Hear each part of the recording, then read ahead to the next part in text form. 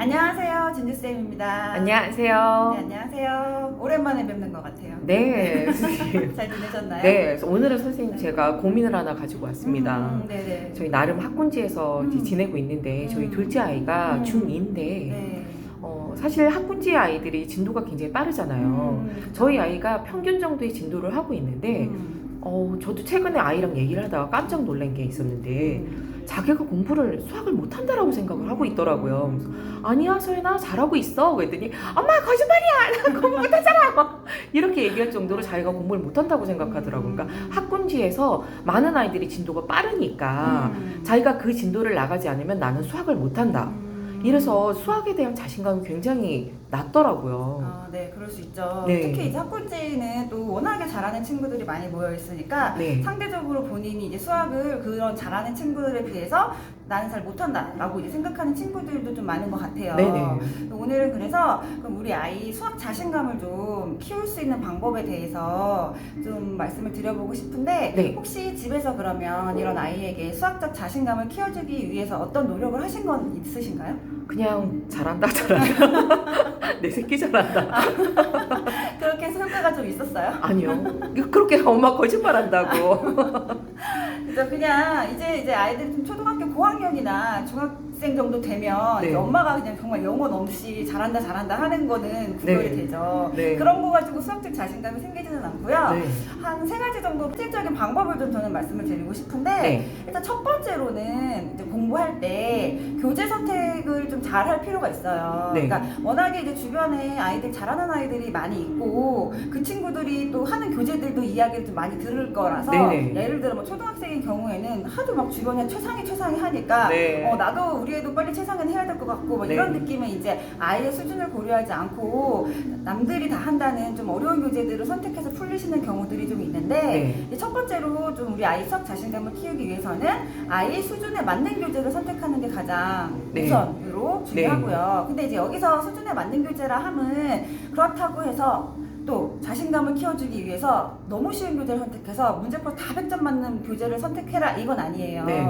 한 문제를 풀었을 때 교재를 선택을 했을 때 우리 아이가 한 70% 정도 성취율을 보이는 교재 네네. 이제 그런 정도의 수준을 이제 선택을 하셔가지고 네. 거기에서 이제 우리 아이가 문제를 조금 나머지 30%의 좀 어려운 문제를 우리 친구가 끈기 있게 풀어내서 해결을 했을 때 얻는 성취감 이제 이런 것들을 좀 맛볼 수 있도록 해주시는 거. 네네네. 일단 첫 번째로는 그게 좀 중요하고 네. 이제 그러면서 성취의 느낌을 그 두 번째 이게 이제 두 번째 그 방법이겠지만 네. 아이에게 작은 성취의 기쁨을 좀 느끼게 해주는 게 좋다. 네. 첫 번째로는 이제 교재를 좀 선택을 해서 아이에게 잘 맞는 교재 선택을 해서 네. 우리 아이가 좀 수학에 나도 이걸 하니까 좀 잘 되는구나. 네네. 그렇게 수학이 어렵지 않구나. 네. 이제 이런 거를 좀 느끼게 해주시는 것과 네. 두 번째 그래서 좀 30%의 문제들을 해결했을 때 네. 내가 이런 어려운 문제들도 해결을 했구나 네, 라는 네. 작은 성취감을 좀 느끼게 해주는 거. 네. 그 다음에 이제 여기서 중요한 게 플러스 칭찬과 격려가 들어가줘야겠죠. 네. 이거는 엄마가 잘한다 하는 영혼 없는 칭찬과는 좀 다른 거예요. 구체적인 칭찬. 그렇죠.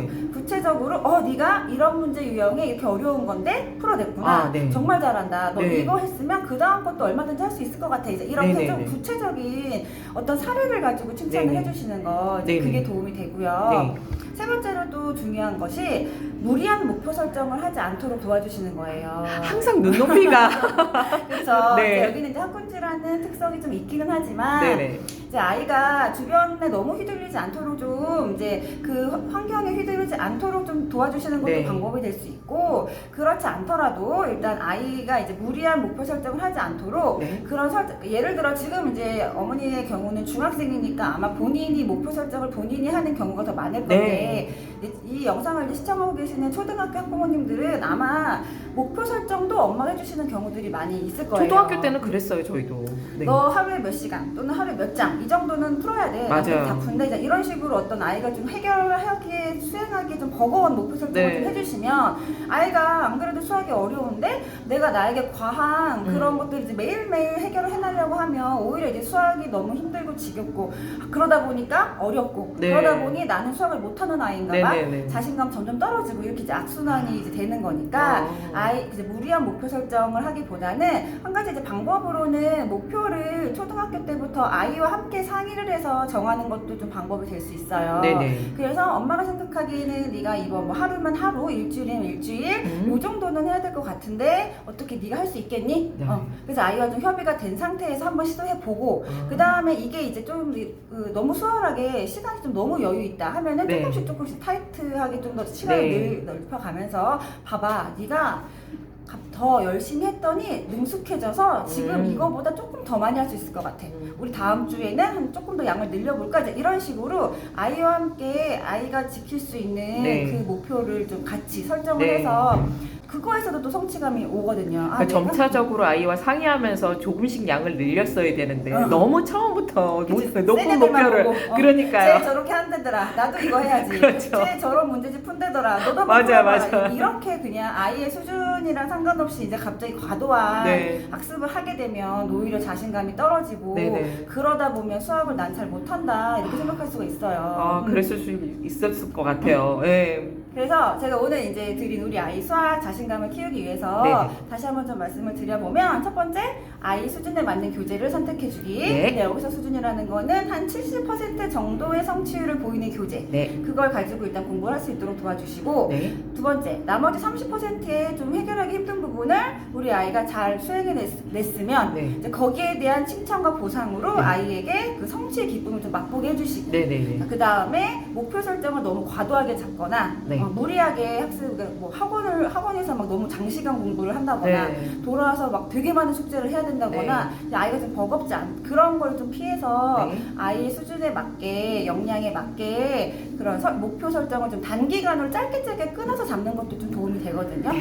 그렇게 한번 해보시면 네. 아이가 좀 이제 수학도 할만하구나. 네. 나도 해보니까 되는구나. 네. 이제 이런 느낌을 좀 가질 수 있도록 도와주시는 게 필요합니다. 네. 알겠습니다. 선생님 오늘도 좋은 말씀 감사합니다. 도움이 되셨나요? 네. 저는 다음번에 더 좋은 주제로 찾아오겠습니다. 감사합니다.